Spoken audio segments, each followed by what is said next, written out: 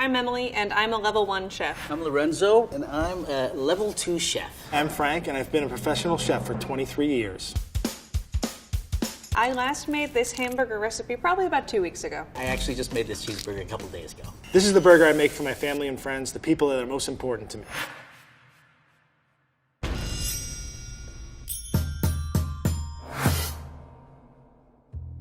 When I make burgers, I just use store-bought ground beef. Here we go. This is grass-fed ground chuck. It's about 80 lean meat and 20 fat. The fat is your golden ticket to a good burger. For my hamburgers, I like to use beef short ribs. It's got a great amount of lean meat to fat. The only problem with it is it's tough. So what we have to do is grind it. I like to grind my own meat because when you go to the supermarket, basically they're just getting whatever beef scraps they have. This way, I get a burger that I know exactly what's in it. Now I'm just gonna put some breadcrumbs in. It holds it together, I think, a little better. Next up, some Worcestershire sauce, garlic powder, pepper, salt, chili flakes, because my husband likes everything spicy. Now that my meat is ground up, I'm gonna form it into patties. You really just shouldn't handle the meat too long. I disagree with that. Fudge. I like to work it a little so the burger stays together, holds its shape. What I usually do is I work it until it'll kind of stick to my hand. I'm just gonna kind of like roll these up and then flatten them like hockey pucks. Then I do the old divot, little dimple in the middle. I work it into a volcano shape. What this is gonna happen is that when the meat cooks, it's gonna expand a little. This is actually gonna disappear and even out and make a nice flat burger. Now we're ready to cook some burgers. I cook the burgers in a cast iron pan. Cast iron pan holds a lot of heat. I'm using a non-stick fry pan. Skillet, griddle, flat iron. What I'm doing is cooking bacon. Why? I'm having a bacon cheeseburger. So when I cook these, I don't really need that much pink inside, just a little bit of pink. That ground meat doesn't really have a great texture when you cook it rare. I like it medium rare. I season my burgers with salt. Salt it right before you cook it. What happens when you season ahead, salt draws out the moisture. You want a moist burger. When I season liberally. It's gonna help that crust form. I have a little beef fat, so I'm gonna take a little bit of fat and just coat the bottom of my pan. I'll also use the delicious rendered fat from the bacon to cook my burger. Ooh. I'm gonna take these off. You sit over there. The reason I use beef fat and not something like butter, with a pan this hot, I'm gonna put my butter in the pan and immediately the butter is gonna burn. Ooh, I might have burnt that butter a little. I think it's fine. Now I have my patty, I have my volcano in the middle, I'm gonna put the flat side down first. So I'm gonna give it about 4 minutes on each side. When I see the lower portion of that burger get dark, crispy brown, flip over. I'm gonna go as high as I possibly can to start that browning and the crust on the bottom. People tend to start moving things around. Leave the burger alone. I'm just pressing down on it to make sure that all the meat touches the pan at least a little bit. Do not press the juices out of this delicious burger, please. I want a little bit of onion flavor on my burger. I take a nice slice of onion, I'm gonna put it on top. We're getting a lot of smoke, I'm not sure why.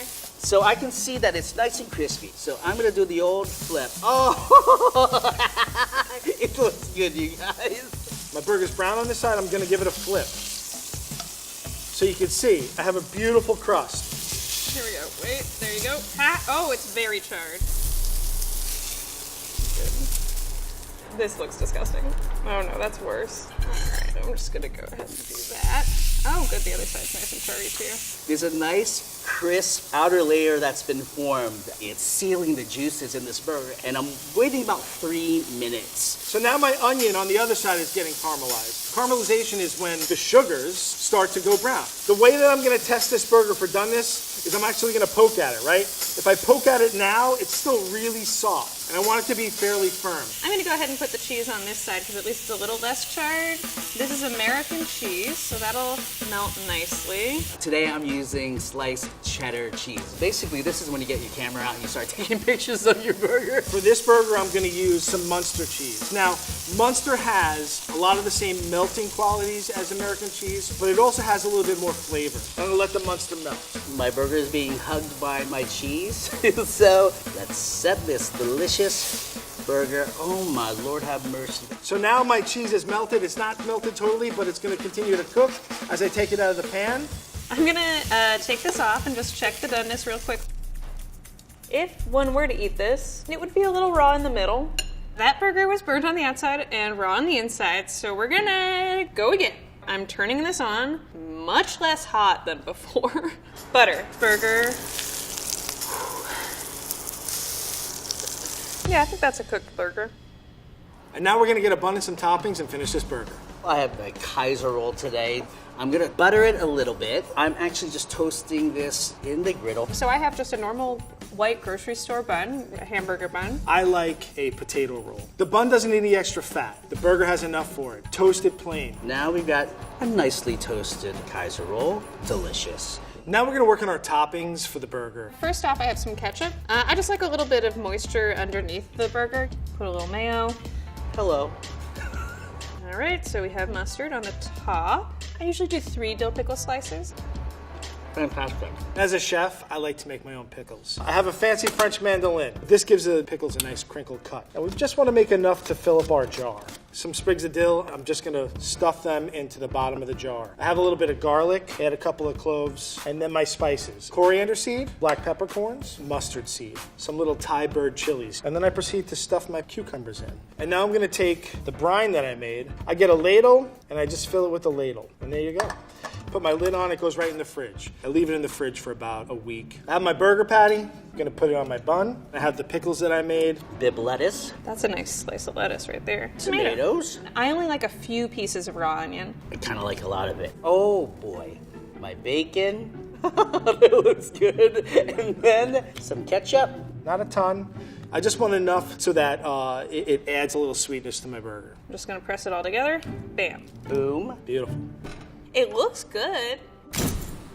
It smells fantastic. What I like most about this burger is it's not complicated.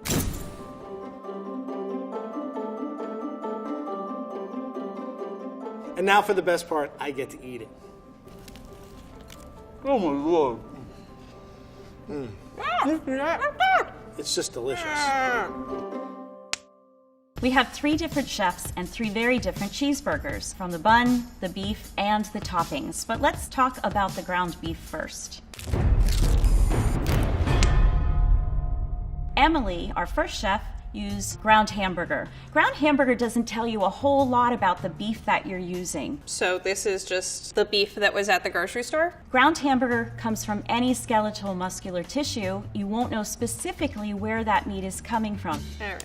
Lorenzo used ground chuck. Grass-fed ground chuck. The ground chuck comes from a really particular part of the animal. It's near the shoulder area. Ground chuck is 80% lean and 20% fat. It's gonna make for a nice, juicy, and flavorful hamburger. It's like summertime in a bun. Frank ground his own meat from the short rib, and it also has quite a bit of fat in it. So if it gets stuck, you just push it through a little. When you grind your own meat, you have more control over it as well. You can see exactly how much fat is going into your hamburger. It has a beautiful amount of marbling. And you can make sure that you're controlling the protein to lipid ratio. I get a burger that I know exactly what's in it. Handling and shaping of your ground beef makes a difference too. Emily added a lot of spices to her ground hamburger. She also added breadcrumbs. The spices are there to add a lot of different flavors. The breadcrumbs are gonna alter the texture a little bit. I don't know if that's right, but that's what I do. I would call that more of a meatball than a hamburger. We're not making meatballs. Lorenzo believed, as many people do, that you shouldn't overwork your patty. Everyone has a body temperature, and that heat from your body melts the fat. You can overwork your meat, but it's a little bit hard to do by hand when you're making a hamburger. Oh, okay. Lorenzo made an indentation in his patty, and Frank made a little volcano. He changed the shape completely. I want there to be a divot in the center. This is going to modulate the water loss that happens when you start to add heat to your patty. You start to have some steam inside, and that will raise or give a little bit of a puff to the patty, especially when you cook it at a very high temperature. Frank and Lorenzo both salted their patty prior to cooking. You don't want to salt your ground beef when you're mixing it. No, you're absolutely right. Salt can change the structure of the proteins and add some tough quality to your burger. It's important to do it just prior to putting the hamburger patty on the grill. Salt it right before you cook it. Emily used butter to cook her hamburger patty. This gives some really nice flavors, I don't know, who doesn't like butter? but it also has a really low smoke point. Ooh, I might have burnt that butter a little. I think it's fine. As you add the butter and turn up the heat, you're gonna burn the butter and you're gonna get these off pyrazines and other types of compounds that are gonna give a burnt and bitter kind of taste. I'm sorry. Lorenzo used rendered pork fat. Nice little fat rendering from here, which we will use. And this adds a really nice, rich quality and a new flavor profile to your beef. Yum. Frank used rendered beef fat, which is a lot of really nice long chain fatty acids like stearic acid. It doesn't hurt to cook beef in beef fat. It makes it taste better. When you heat the stearic acid, it's going to melt, and you baste the burger in that fat.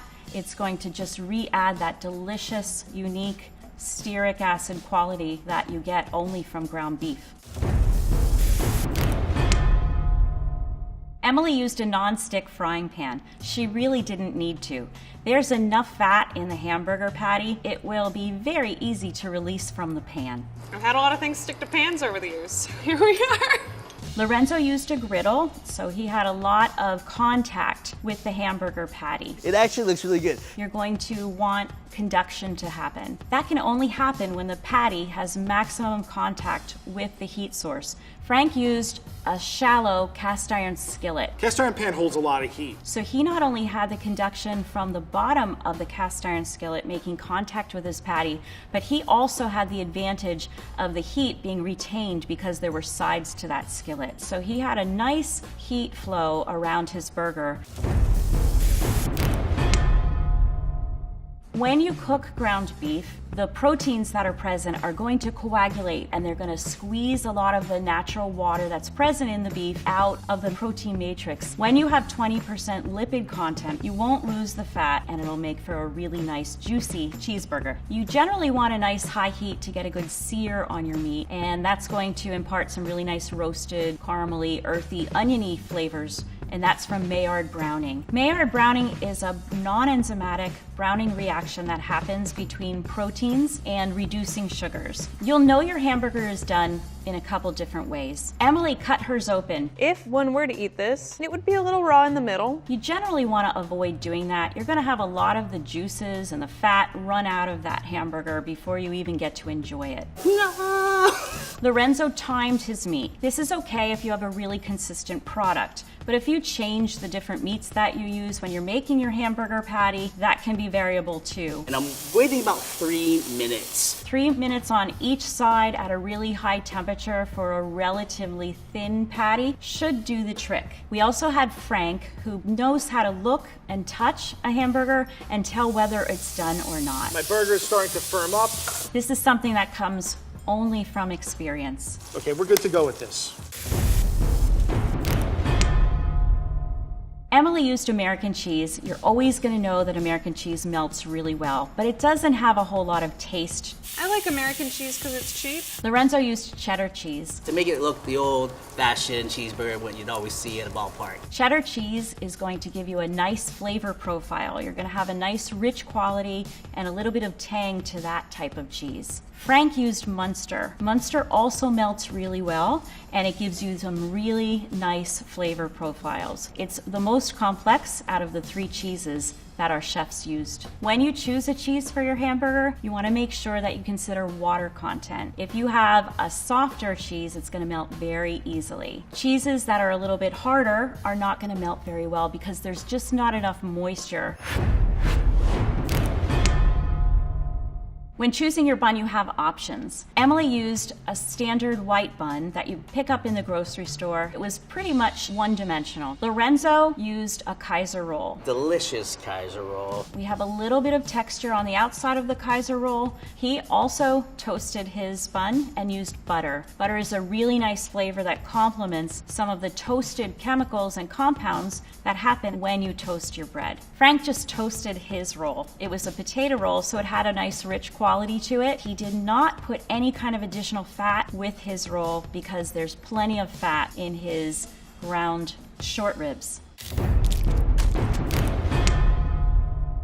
When it comes to toppings, you have a few things to consider. Texture, I'm gonna do a little bit of raw onion. color, Fresh tomatoes. and taste. The pickles are going to add a contrast to your burger. It's talking to me. One more bite, please. The next time you make a cheeseburger, I hope you can take some of these elements and incorporate them into your own recipe.